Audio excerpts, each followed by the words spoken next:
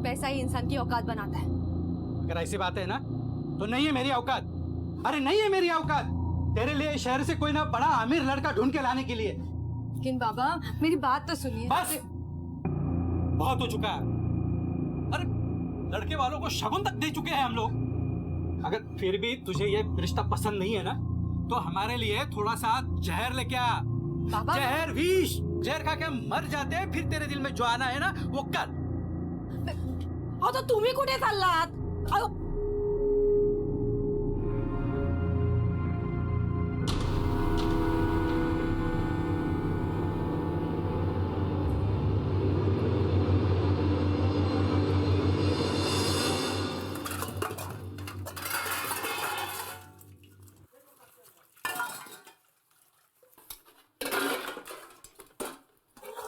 बोलूं या ना बोलूं समझ में नहीं आता इनको।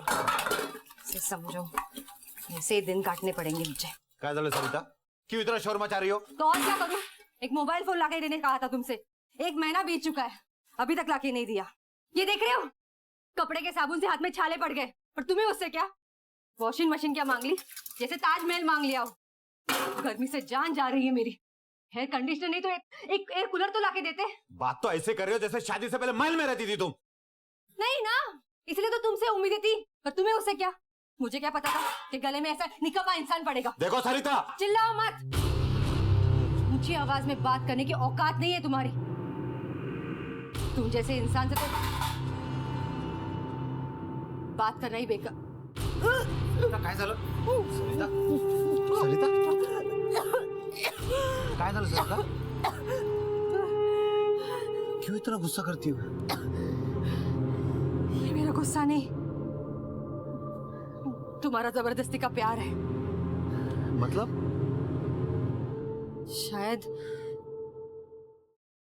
शायद मैं पेट से हूँ। अरे ये तो खुशी की बात है। हाँ मी बाबा होणार आहे मला मुलगा होणार आहे सरिता। मी खूप खुश आहे। चुप रहो। इस खुशी के साथ साथ जिम्मेदारी भी आएगी। उसका क्या करोगे? सरिता तू टेंशन नको मी आहे ना। अरे तुम हो ना इसीलिए तो। सरिता सरिता अरे माझ्या सोना अरे सोना राजा अरे कोणावर गेला रे तू? आईवर की बाबावर? अरे वा इकडे अरे माझे क्या झालं सरिता? क्या सोच रही हो? देखो भगवान ने हमारा रिश्ता सुधारने के लिए एक वजह दी है कि हम प्यार से नहीं रह सकते। मुझे हमारा रिश्ता सुधारने में कोई दिलचस्पी नहीं है। मेरे साथ जो हुआ वो हुआ। अब मैं मेरे बच्चे के साथ ये सब नहीं होने दूंगी। मुझे इसे एक बहुत अच्छी जिंदगी देनी है जिसके लिए मुझे बहुत सारे पैसे कमाने पड़ेंगे। बहुत सारे पैसे। और मुझे इसके लिए कोई भी कीमत चुकानी पड़े तो मैं चुकाऊंगी।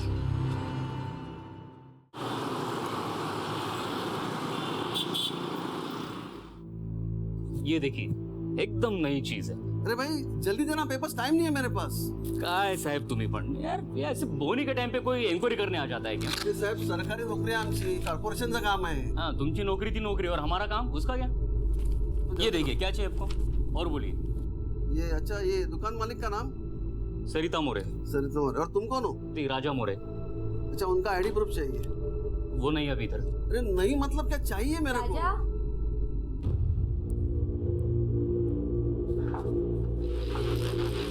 क्या हुआ? क्यों सुबह सुबह इन पर बिगड़ रहे हो? देखो ना काम के टाइम पे इंक्वायरी करने आ जाते हैं। जाओ तुम अपना काम करो मैं देखती हूँ। मैडम तुम्ही कौन? मैं सरिता मोरे। मैडम आपका आईडी प्रूफ चाहिए। ओह 1 मिनट। ये आईडी प्रूफ। अरे वाह मैडम आपकी फोटो बहुत अच्छी है। Thank you so much. सभी पेपर्स तो मुझे मिल गए। हाँ। लेकिन एक बात पूछना मैं भूल गया। पूछिए ना। कब से शुरू हुई है दुकान? बस यही कोई 4-5 साल पहले। अरे आपको चाय पानी लेंगे? बैठे ना थोड़ी देर यहाँ। अरे नहीं मैडम शुक्रिया। फिर कभी आऊंगा। जरूर। थैंक यू नमस्ते। नमस्ते नमस्ते।